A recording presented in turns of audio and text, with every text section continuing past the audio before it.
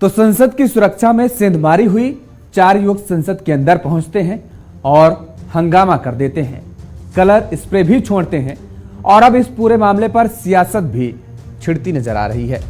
लगातार बयानबाजियों का दौर जारी है और तरह तरह के तर्क दिए जा रहे हैं। राहुल गांधी ने अब इस घटना को सबसे बड़ी वजह बता दिया और करार दे दिया कि बेरोजगारी की वजह से ऐसी घटना घटी। हमारे साथ कुछ मेहमान जुड़े हुए, आपका तारुफ करा देते हैं और आज इसी मुद्दे पर हम चर्चा करेंगे। अश्विनी साही जी हैं, भारतीय जनता पार्टी के प्रवक्ता हैं। प्रेम नारायण सिंह पाल जी हैं, कांग्रेस के प्रवक्ता हैं। मुकेश वत्स जी, वरिष्ठ पत्रकार जुड़े हुए हैं और अनिल जैन जी, अर्थशास्त्री, हमारे साथ जुड़े हुए हैं। आप सभी मेहमानों का बहुत बहुत स्वागत है। प्रेम नारायण सिंह पाल जी, शुरुआत आपसे ही करते हैं। क्या राहुल गांधी ऐसा बयान दे करके इन अपराधियों के अपराध को बहुत लाइटली नहीं ले रहे हैं?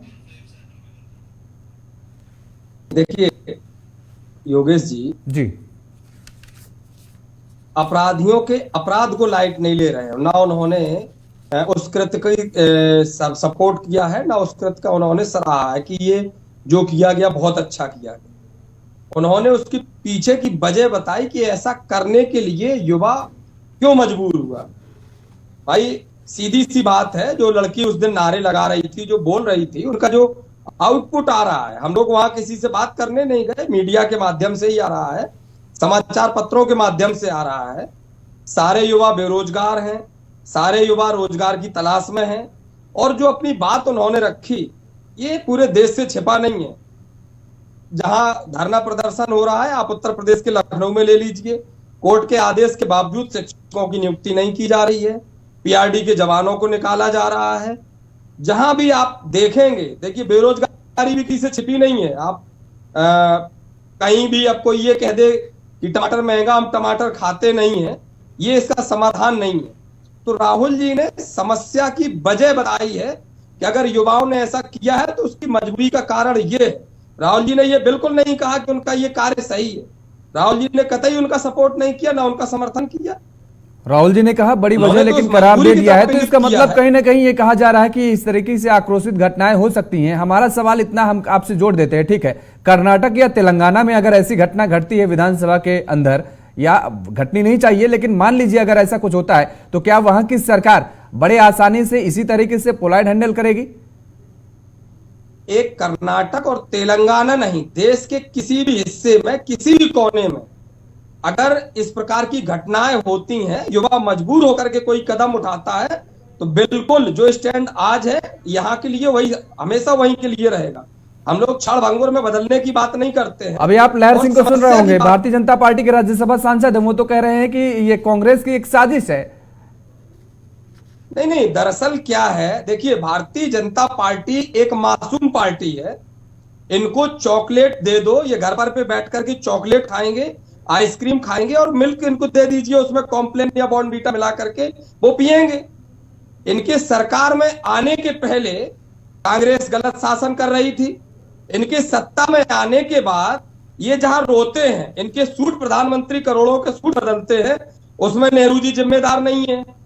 देश जहां कोविड के बाद एक पूरी चरमराती हुई व्यवस्था से गुजर रहा था, जिस समय, उस समय इनको हजारों करोड़ रुपए की संसद भवन बनाना इनके लिए महत्वपूर्ण था। उसमें नेहरू जी ने इनको डिस्टर्ब नहीं किया। इनको जो भी कार्य करने हैं, मणिपुर में इनको नेहरू जी फोर्स नहीं कर पाए कि आप मणिपुर चले जाइए, आप मणिपुर में बोल जाइए, वहां वो नहीं बोलेंगे, वहां इनकी साजिश नहीं है। लेकिन इतने मासूम बच्चे हैं, जहां से कहीं चॉकलेट दिख जाती है तो फिर वो रोने लगते हैं, नहीं हमको तो नेहरू जी ने माला है, भाई नेहरू जी हमको काम नहीं करने देते हैं। आप सत्ता में किस लिए बैठे हैं? पूरे देश में पूर्ण बहुमत की, प्रचंड बहुमत की सरकार है और आप अगर रो देंगे, इनकी साजिश, उनकी साजिश। पहली चीज ये सवाल का जवाब दें, हमारी साजिश है।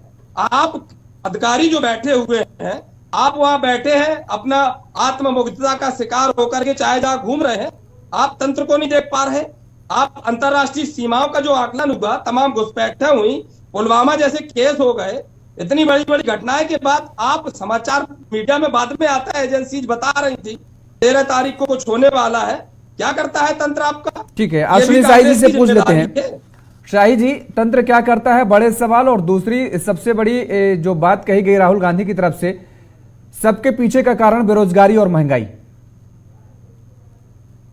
योगेश जी देखिए, चूक तो हुई है तभी ये घटना हुई है, इसमें कहीं कोई संदेह नहीं है और ना हम लोग इसको मानने से इनकार कर रहे हैं। माननीय लोकसभा अध्यक्ष जी ने जो कंसोर्टियम होते हैं वहां के, उन्होंने कठोर कार्रवाई करने की बात की है। यूएपीए में इन अपराधियों को पकड़ा गया है और उनके साथ एजेंसियां काम कर रही हैं, सारी चीजें बाहर आ जाएंगी। बेरोजगारी का मुद्दा माननीय जो सोरेश चाचा के फ्रेंचाइजी लिए हुए यहाँ पर बैठे हुए हैं राहुल जी, उन्होंने उठाया है। क्या राजस्थान में जो अभी इनकी सरकार थी 27% बेरोजगारी थी, कोई घटना हुई थी क्या वहां? ये सोचनीय विषय है। ये लोग बहुत सी चीजों को दबाते हैं। ये कहीं ना कहीं आप देखिएगा जांच चल रही है योगेश भाई, क्योंकि कांग्रेस का पुराना इतिहास रहा है। 20 दिसंबर 1978 याद करिए, 2 युवक जो है बड़े, वो भी बेरोजगार थे, भोला पांडे और देवेंद्र पांडे, जहाज का अपहरण कर लेते हैं लखनऊ से उड़ते हुए और मांग क्या रखते हैं, संजय गांधी के मुकदमे वापस लिए जाए, इंदिरा जी को ये किया जाए और ये सरकार जो है इस्तीफा दे। वो भी बड़े बेरोजगार थे और बिखरे हुए थे, वो भी चॉकलेट और नेहरू जी वाला कर रहे थे कुछ। तो उन लोगों ने जहाज वाराणसी तक ले गए। उसके बाद क्या किया कांग्रेस ने? उनको टिकट दिया, भोला पांडे बिदवाबा से एमएलए हुए और क्या कहते देवेंद्र पांडे एमपी हो गए। तो ये अभी कुछ दिन बाद देखिएगा, ये नीलम हो, चाहे जो भी उसमें आए हैं, ये मनोरंजन हो, जो ऑटो रिक्शा वाला है, ये सारे लोग कांग्रेस इनको टिकट देगी, क्योंकि इस साजिश में कांग्रेस का हाथ है। वो आने वाला है। भारतीय जनता पार्टी के सांसद जी भी कांग्रेस में शामिल हो गए हैं, जो लेटर जारी करते हैं। देखिए अभी कुछ दिन बाद देखिए, अब दर्द हो गया, मैंने कह दिया दर्द हो गया। अभी तक तो हम लोग बड़े शांति से सुन रहे थे योगेश भाई। मत करिए, चिंता मत करिए, हम इनको शांति से सुन रहे थे। देखिए आदमी क्या होता है, जिसके मन में चोर होता है वही बोलता है। तो कांग्रेस पार्टी के मन में जो है कुछ न कुछ है, इसलिए अभी हमारे भाई बोल पड़े। हम लोगों ने तो बड़े प्यार से इनको 7-8 मिनट सुना, कहीं कोई आवाज नहीं आई। तो योगेश जी देखिए, अभी कांग्रेस जो है ये सब करती रहेगी, क्योंकि अभी 553 करोड़ रुपया पकड़ा गया इनके सांसद के यहाँ से, उसको भी दबाना है। 3 राज्यों की जो हार है, माननीय प्रधानमंत्री जी ने कहा बाहर का गुस्सा अंदर मत ले आइए, वो दिखाना है। और राहुल गांधी जी आज बड़े सीना चौड़ा करके 3 दिन बाद प्रकट हो रहे हैं। वहां पर खड़े तो थे सीना तान के, वहां पर 3 दिन तक कहां गायब थे? उनको 3 दिन तक उसकी बेरोजगारी नहीं दिखाई दी, 3 दिन तक कोई साजिश नहीं दिखाई दी। कहां चले गए थे भाई? बैंकॉक चले गए थे, इटली चले गए थे, हिंदुस्तान में थे ना, सदन चल रही है, उस दिन वो सदन में मौजूद थे। इसलिए मैं कहता हूं योगेश भाई, जांच की रिपोर्ट आने दीजिए। और हम लोगों ने 2 घटनाएं और याद हैं हम लोगों को, 5 मई 1994 और 24 अगस्त 1994। इस दिन भी 2 लोग कूदे थे, मनमोहन एक नाम था, वो भी कूद गया था, और एक और कोई कौन पाल था, वो भी कूदा था। माननीय मनमोहन सिंह जी का सुरक्षा गार्ड रिवॉल्वर लेकर उनको छोड़ने चला गया था। सबको तो छोड़ दिया इन लोगों ने। इन्होंने कोई ना आपराधिक घटना धारा लगाई 5 मई 94 वालों को छोड़ दिया। मुकुल वासनिक जी जो उस समय के संसदीय कार्य राज्य मंत्री थे, उन्होंने एक प्रस्ताव पास किया और सबको छोड़ दिया। ठीक, भटके हुए नौजवान इन लोगों के साथ बहुत रहते हैं। और आज लेकिन उस साजिश की जांच भारतीय जनता पार्टी की सरकार करा रही है, गृह मंत्रालय करा रहा है, सचिवालय करा रहा है। और अभी जो जो रिक्रिएशन में पाया जाएगा उसमें, चाहे वो सोरोस के फ्रेंचाइजी वाले हो या कोई और गिरोह हो, जो कि मोहब्बत की दुकान के साथ पैदल चल रहे थे ना, वकील साहब आए हैं, कह रहे थे कि हम इनको जो है साथ देंगे। देखिए कितने कहां से कनेक्शन निकल रहे हैं। सारे कनेक्शन किससे जुड़ रहे हैं? राहुल गांधी से। तो आने वाले दिनों में देखिएगा योगेश भाई क्या होता है। शाही जी आएंगे, एक कमेंट लेते हैं। दूध का पानी होगा। ठीक है मुकेश वत्स जी, युवाओं में इतनी नाराजगी, इतनी झल्लाहट बेरोजगारी और महंगाई को लेकर के कि अब कुछ भी गुजरने की जो आग धधक रही है वो निकल रही इस तरीके की।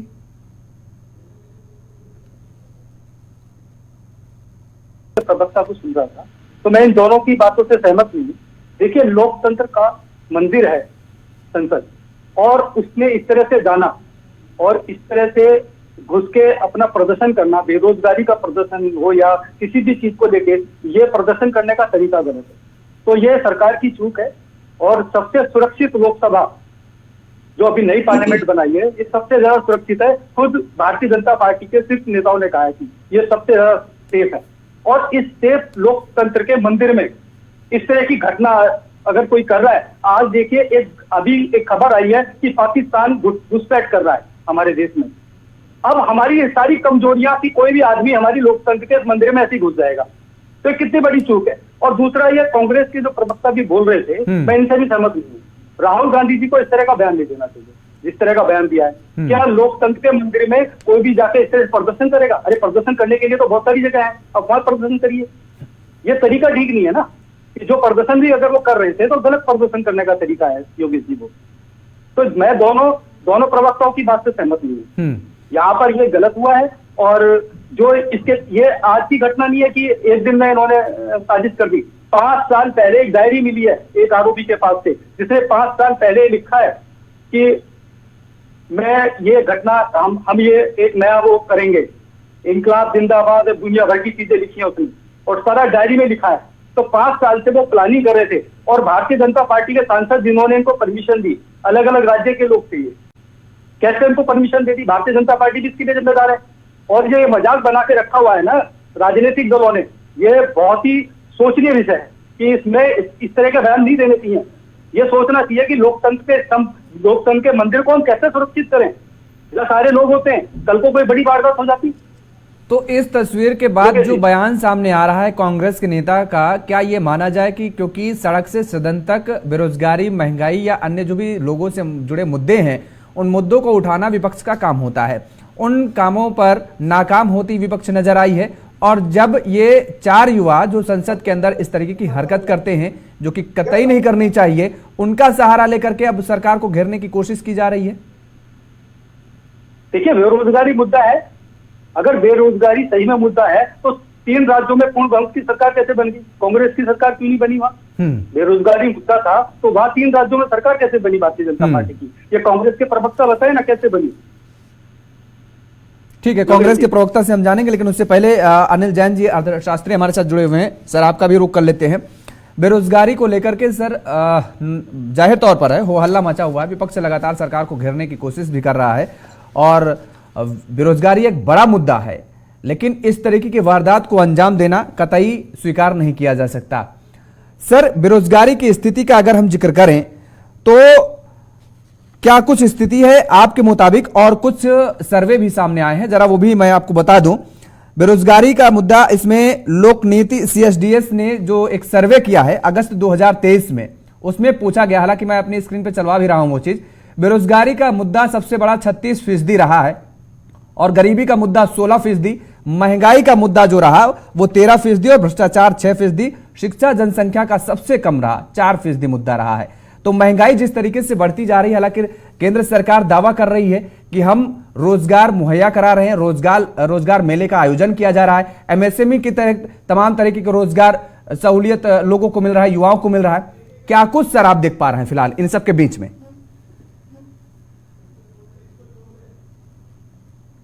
यहाँ पे केवल कुछ मिसगाइडेड इंडिविजुअल्स, मुझे लग रहा है कि वो कहीं अपने लिए पॉलिटिकल स्पेस ढूंढ रहे हैं इलेक्शन के पहले।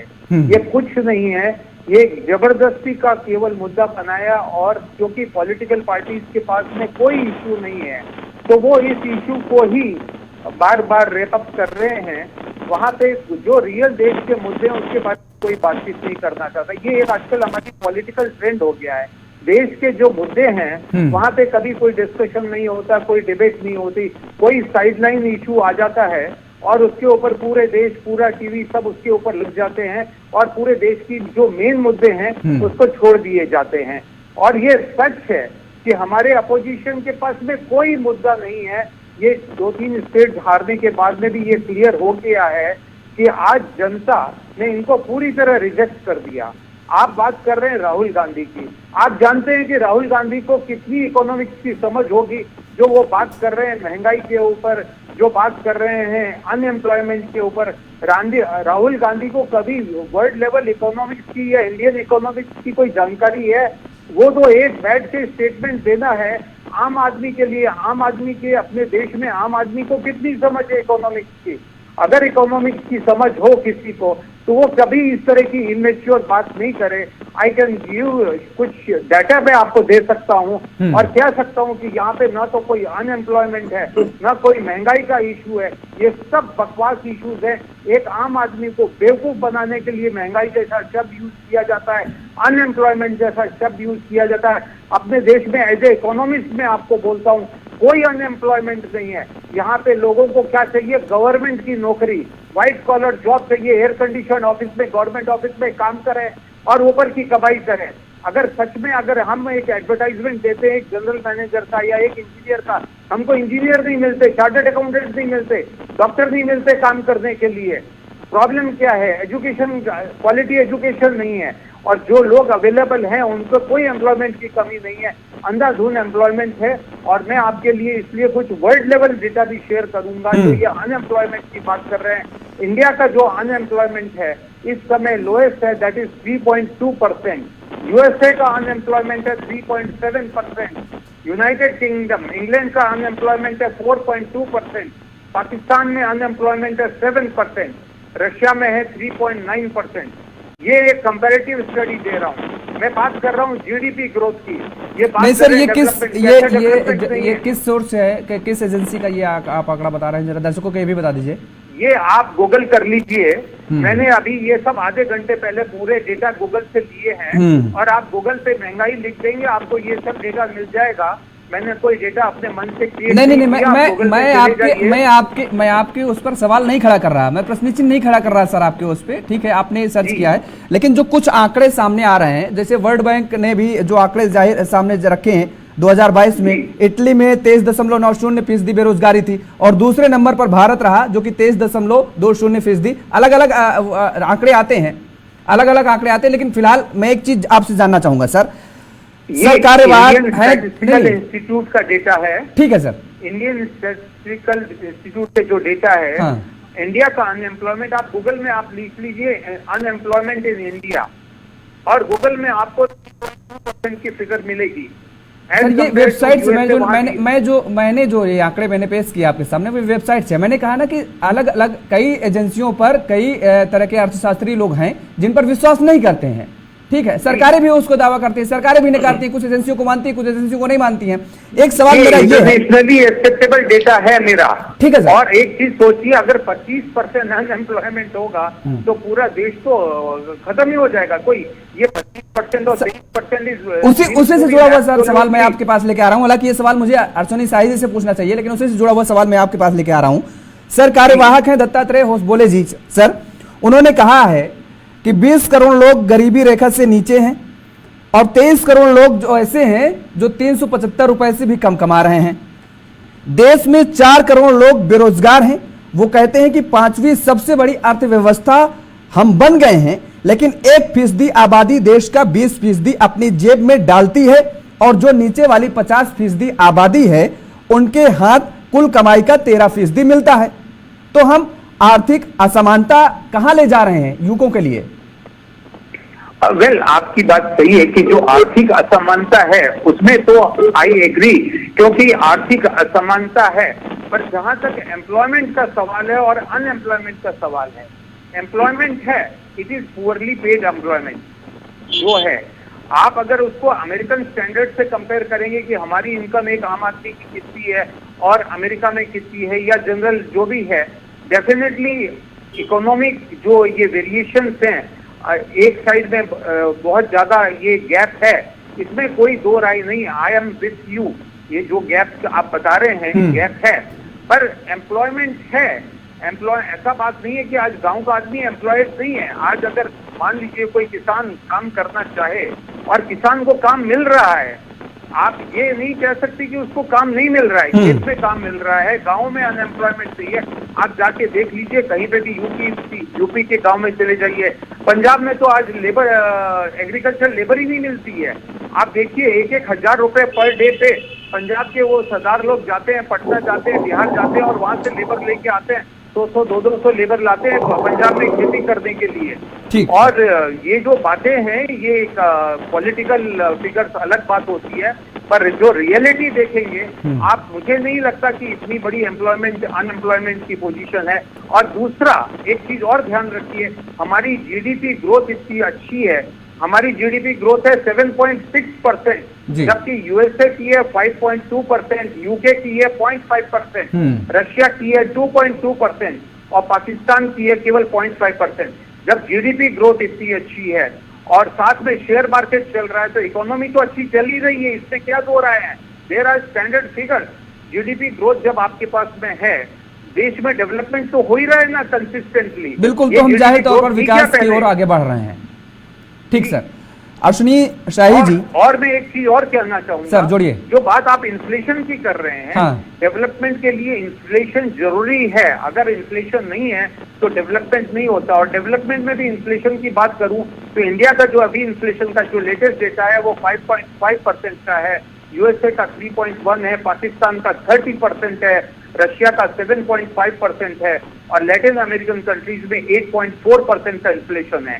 कुल मिला के मैं कहूं कि अगर यहाँ पे अगर आप ओवरऑल मैक्रो इकोनॉमिक लेवल पे बात करें, क्योंकि सेंट्रल गवर्नमेंट मैक्रो इकोनॉमिक सारी लेवल बात पे काम करती ये है, सारे आंकड़े माइक्रो आपके मैं लेवल पे जायज काम मानता नहीं हूं, लेकिन करती है। सारी बातें वहीं पर आकर के ठहर जाती हैं जो दत्तात्रेय होसबोले जी कह रहे हैं कि हम ये असमानता 1% और 50% का जो अंतर डिस्क्राइब कर रहे हैं, वो मुझे लगता है वहीं पर आकर के बात ठहर जाती है कि सारे ये ठीक जो है, आंकड़े वो हैं, वहाँ पे आम जन आम हम और आप जैसे या गांव में जो बैठा है एक युवक, उसको क्या मिल रहा है, बात वहां पर आ जाती है। अश्विनी शाही जी, सही बात है, उसकी जो इनकम है उसको हमने कोशिश करनी चाहिए और गवर्नमेंट ने डेफिनेटली कोशिश करनी चाहिए कि एक आम आदमी इनकम और बढ़ाई जाए। ठीक सर। बट जो कंडीशंस हैं हमारे यहाँ की, एग्रीकल्चर की कंडीशंस हैं वगैरह हैं, तो एम्प्लॉय ऐसा नहीं प्रयास हो किए सकता जा रहे हैं। कि ठीक सर, आपकी बात आ employment गई सरकार की तरफ से। शाही जी, 2 करोड़ नौकरी का वादा किया गया था, पर सरकार ने पहले 8 सालों में 7,22,000 लोगों को केवल नौकरी दिया और 22 करोड़ 5 लाख लोगों ने आवेदन किया था, यानी 100 लोगों में 1 लोग को भी नौकरी नहीं मिली। देखिए योगेश जी, सरकारी नौकरी की बात आप कर रहे हैं। हाँ, ये मेरी तरफ से डेटा जनरेट किया हुआ नहीं है, ये सदन के अंदर जानकारी दी गई। मैं कह रहा हूं, तो आप सरकारी नौकरी है कितनी, 4.5 करोड़ पूरे देश में है। तो हम लोगों के तो पूरे सबको इंफ्रास्ट्रक्चर में आपका देश दूसरे नंबर पर है। आज वर्ल्ड में जो है आपका स्थान है इंफ्रास्ट्रक्चर, देखिए वहां पर रोजगार जनरेट हो रहे हैं। एमएसएमई सेक्टर कभी इतना था ही नहीं, उसमें रोजगार जनरेट हो रहे हैं। आपको हिंदुस्तान में एक उत्तर प्रदेश का उदाहरण ले लीजिए, 1 डिस्ट्रिक्ट 1 माफिया हुआ करता था, 1 डिस्ट्रिक्ट 1 प्रोडक्ट में कितने रोजगार आज सृजित हो रहे हैं। आप कौशल विकास योजनाओं में किस तरीके से गांव-गांव में महिलाएं जो है रोजगार से आच्छादित हो रही हैं। आप पूरे देश में 1 करोड़ कौशल विकास, आपने ठीक नाम ले लिया, कौशल विकास योजना के तहत 1 करोड़ 37 लाख लोगों को ट्रेनिंग दी गई और महज 24 लाख लोगों को नौकरी मिली है, 18% मिली। जी मिली है, और लोगों को फेज वाइज मिल रही है, उसमें सबको काम मिल रहा है। आप कहाँ हैं योगेश भाई, मिला ना, आखिर ट्रेनिंग दे दिया गया। इकट्ठा 1 करोड़ लोगों को ट्रेनिंग देकर ले आकर कहीं ले आकर बैठा दिया जाएगा? नहीं, उनको ट्रेंड किया गया है, ट्रेंड करके फेज वाइज जब जरूरत होती है उनको नौकरी मिल रही है, उनको रोजगार मिल रहा है, रोजगार से आच्छादित किए जा रहे हैं। और रोज हर चौराहे पर माननीय सांसद, माननीय प्रधानमंत्री, माननीय मुख्यमंत्रीगण चौराहे पर नियुक्ति पत्र दे रहे हैं। किस सरकार में हुआ था ये चौराहे पर नियुक्ति पत्र बढ़ता था? नहीं बढ़ता था। आज हिंदुस्तान में अभी जो जन साहब ने कहा बेरोजगारी दर महिलाओं में 2.9% है, पुरुषों में 3.3% है। ये डेटा कभी नहीं हुआ करता था। हमारी ही सरकार में 17-18 में 6.1% हुआ करता था। हम लोगों ने उसको कम करने का काम किया है। अब कहा इस समय देखिए हिंदुस्तान जो है चारों तरफ चतुर्दिक बेहतर, जो अभी आपने होसबोले जी का जिक्र किया, 13 करोड़ अभी माननीय प्रधानमंत्री जी ने भी बताया है। ये नीति आयोग और रिजर्व बैंक ने कहा है कि जो है 13 करोड़ लोग गरीबी रेखा से निकले तो फिर सवाल फिर वहीं पर घूम करके आकर के खड़ा हो जाता है। सर नहीं, आप होसबोले जी को तो मानते हैं, उनकी बातों तो मुझे लगता है स्वीकार करते होंगे, मुझे नहीं लगता कि डिनाई करेंगे उनकी बातों को। मैं आपकी भी बात स्वीकार करता हूं, मैं कहा कह रहा हूं। और अगर 13 करोड़, मैं आपकी बात मानता हूं, ठीक है, सरकार ने ये आंकड़े दिए, 13 करोड़ लोग गरीबी रेखा से ऊपर आए हैं, तो 80 करोड़ हम पहले भी 80 करोड़ लोगों को राशन दे रहे थे और आज भी वही 80 करोड़ लोगों को राशन हमें देना पड़ रहा है। सवाल तो यहां पर भी आकर के फिर खड़ा हो जाता है। अगर राशन पर सवाल आप खड़ा करेंगे, राशन पर सवाल विपक्ष खड़ा करेगा, तो उन 80 करोड़ लोगों के ऊपर आप लोग तमाचा मार नहीं, हम तमाचा नहीं मार रहे हैं। सरकार हम इस शाही जी देखिए, शाही जी 13 करोड़ लोग अगर गरीबी रेखा से ऊपर आ गए हैं तो मुझे लगता है कि वो अपने पेट का इंतजाम कर लेंगे, तभी वो गरीबी रेखा से ऊपर आए होंगे। नहीं, आपको कैसे पता है कि वो इंतजाम कर लेंगे? तो इसका मतलब वो गरीबी रेखा से ऊपर कैसे आ गए? जरा आप गरीबी रेखा से ऊपर आने की एक कैटेगरी बता दीजिए आप मुझे। गरीबी रेखा से ऊपर एक बात बताइए, शरद पवार साहब हमारे देश के वो खाद्य मंत्री होते थे। एक समय राशन देने की बात आई कि कुछ लोगों को राशन, क्योंकि ये लोग वो बिल लेकर आए थे, यही लोग 2013 में खाद्य सुरक्षा बिल इन लोगों ने किसके लिए लिया था? देश की 75% आबादी को ध्यान में रखकर वो लोग लाए थे बिल, और चुनाव के पहले लेकर आए थे। उसके पहले जब राशन देने की बात हुई तो शरद पवार साहब ने मना कर दिया, हम नहीं देंगे। आज आपका देश समृद्ध है। शाही जी, मैं बहुत सराहना कर रहा हूं, भूरी प्रशंसा कर रहा हूं कि कोविड काल में आपने 80 करोड़ लोगों को राशन दिया, उनको अनाथ नहीं होने दिया। मैं आपकी भूरी प्रशंसा करता हूं, लेकिन सवाल यहां पर खड़ा जरूर होगा सर, और वो मेरा काम है, नैतिक कर्म है मेरा। काम है सवाल खड़ा करना, आप करिए। हमारा काम है जवाब देना, हम जवाब दे रहे हैं। तो शरद पवार साहब ने बेच दिया था, जब वो गेहूं सड़ गया बारिश से ऊपर, तो उन्होंने अपने जानने वाले जितनी आसवानी फैक्ट्रियां थी, बियर की, दारू की, सबको बेच दिया था, लेकिन जनता को नहीं दिया था। आज वो नहीं काम हो रहा है, आज जनता को दिया जा रहा है। और कांग्रेस हो चाहे आप हो, उसका मजाक मत उड़ाइए। नहीं, मैं मजाक नहीं उड़ा रहा सर, मैं लेकिन मैं अगर मैं पर्सनल अपनी राय रखूं तो मैं कहता हूं 80 करोड़ लोगों को राशन देना बंद कर दिया जाना चाहिए। प्रत्येक व्यक्ति के घर में एक व्यक्ति को रोजगार दे दिया जाए उसकी जगह, मैं कहता हूं, और उसको मेहनताना दिया जाए। योगेश जी, मैं चैलेंज की बात नहीं करता हूं, मैं निवेदन करता हूं आपसे। मैं लखनऊ में रहता हूं, उत्तर प्रदेश का ही आप अपना भेजिए। सर मैं सर, आप लखनऊ सर, आप उत्तर प्रदेश का झांसी से लेकर के इधर देवरिया से लेकर गोरखपुर से लेकर बनारस से लेकर के इधर, मैं पूरा उत्तर प्रदेश से घुमा हुआ हूँ। लखनऊ में सर मैंने 8 साल पत्रकारिता की है ग्राउंड पर, की सच्चाई आएगी। लखनऊ में मैं 8 साल पत्रकारिता ग्राउंड पर करके यहाँ दिल्ली आया हूँ। आएगी, शौचालय की सच्चाई आएगी, सर मैंने देखी है, सर मैंने देखी है। मैं ठीक है, आएंगे आपके पास फिर से। खैर, प्रेम नारायण सिंह जी, भारतीय जनता पार्टी लगातार इतने प्रयास कर रही है, रोजगार मेले का आयोजन भी किए जा रहे हैं। शाही जी कह रहे हैं कि अब प्रमाण पत्र दिए जा रहे हैं, उनको रोजगार के लिए पत्र दिए जा रहे हैं, ज्वाइनिंग लेटर दिए जा रहे हैं। और ये मुझे लगता है कि आप भी देखती होंगे कि आए दिन कभी कोई सांसद, कभी कोई मंत्री, कभी कहीं इस तरीके के मेले लगते हैं और उनको दिया जा रहा है अपॉइंटमेंट लेटर। पहले की सरकारों में तो ऐसी तस्वीरें हमने नहीं देखी। नहीं देखिए पांडे जी, आपको बताएं, ये रंगमंच के बहुत अच्छे अभिनेता हैं और इनकी एक बहुत अच्छी आदत है। और मैं शाही जी को बताऊं कि आप प्रधानमंत्री जी से कहिए कि सबसे पहले पूरे 135 करोड़ लोगों को, देश के जो 140 करोड़ लोग हैं, उन सबको केवल आप राशन देना शुरू कर दीजिए। और रोजगार में चूंकि प्रधानमंत्री जी कह चुके हैं कि पकौड़ा तलना भी एक रोजगार है। अब देखिए, मैंने आपसे सवाल किया, आप बीजेपी पे, अरे कुछ बात तो रखिए, उसके बाद बीजेपी पे जाते तो ठीक, अच्छा मुझे भी लगता है। सभी जवाबों पे आ रहा हूँ, पांडे जी आप सुन लीजिए। तो इनके प्रधानमंत्री जी कह दे भीख मांगना भी रोजगार है, फिर आप कहेंगे भीख मांग रहा है देश, तो ये कहेंगे देश के अधिकतम जो लोग भीख मांग रहे हैं आप उनका अपमान कर रहे हैं। हमारे शाही जी लखनऊ में रहते हैं, आप उनसे पूछिए, कोर्ट के आदेश के बावजूद उत्तर प्रदेश में जो शिक्षक भर्ती के लिए विधानसभा के बाहर प्रदर्शन कर रहे हैं, क्या वो लोग विक्षिप्त हैं? उनको भाई कोई आपका नेता जाकर के क्यों चौराहे पे लेटर नहीं दे रहा है? उनको क्यों ज्वाइनिंग कार्ड नहीं दे रहा है? उनकी नियुक्तियां क्यों नहीं कर रहा है कोई? दूसरा, मैं थोड़ा सा पीछे आऊं, फिर बाद में शाही जी की बात करूं। मैं वत्स जी ने कहा पहले कि ये 3 राज्यों में कांग्रेस ने नकार दिया। वत्स जी, आप वरिष्ठ पत्रकार हैं, किसी पार्टी की हार और जीत का मुद्दों से और देश की समस्याओं से सरोकार आप नहीं जोड़ सकते। अगर किसी जगह पर कहीं हत्याओं का दर बढ़ रहा है, एनसीआरबी के डेटा में उत्तर प्रदेश को बहुत सारे मेडल मिले हैं, इसका मतलब यह नहीं है कि यहाँ कोई पार्टी विपक्ष में अगर हार गई और एक व्यक्ति कोई गलती करता चला जा रहा है और वो किस कारण वहां जा रहा है, उसको सत्ता मिल गई तो आप उसको क्लीन चिट दे देंगे कि बलात्कार हो रहा है, ठीक हो रहा है, इसका मतलब यहाँ सरकार बन रही है और बलात्कार होने चाहिए। मुझे नहीं लगता कि आपने जो कहा वो ठीक है। दूसरी चीज, आपने कहा कि नकार दिया। आप पत्रकार हैं, आप विश्लेषक हैं, आपको गुणा भाग जोड़ के बात करना चाहिए।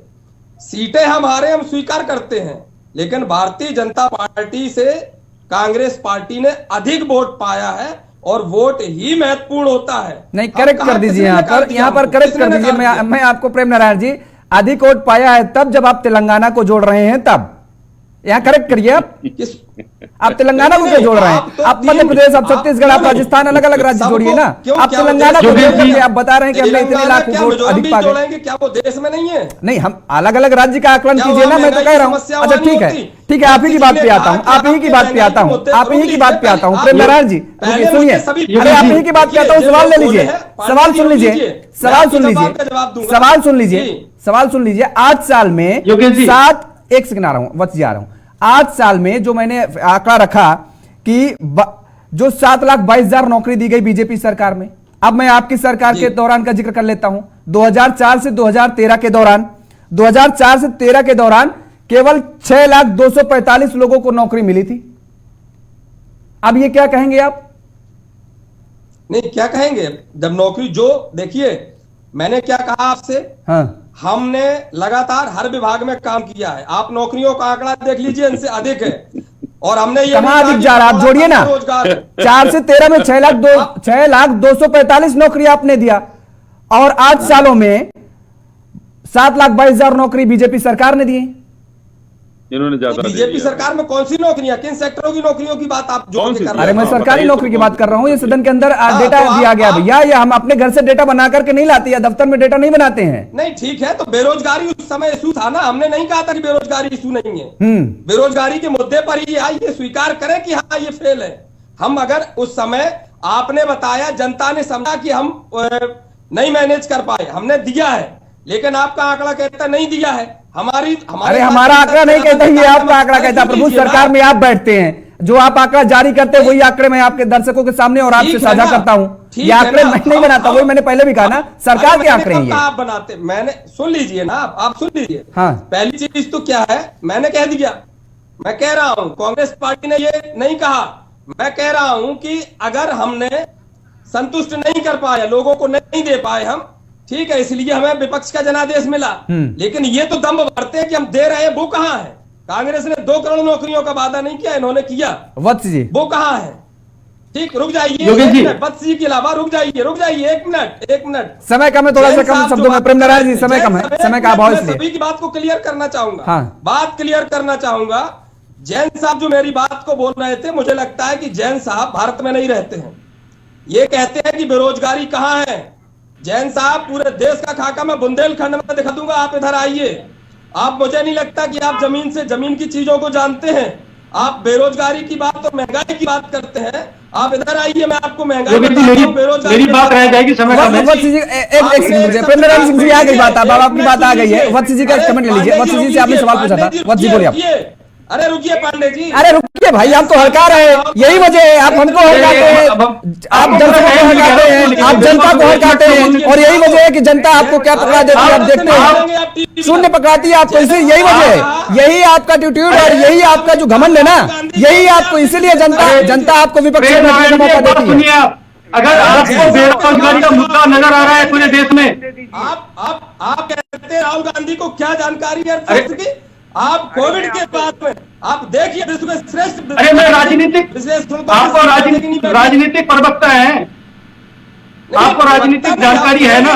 आप एक बात सुनिए, आप प्रेम नारायण जी मेरी बात सुनिए। आप हमारे नेता को कुछ भी बोल के चले जाएंगे। जैन साहब ने, आप सुनेंगे नहीं तो कैसे बात बनेगी? कौन से जानकार है?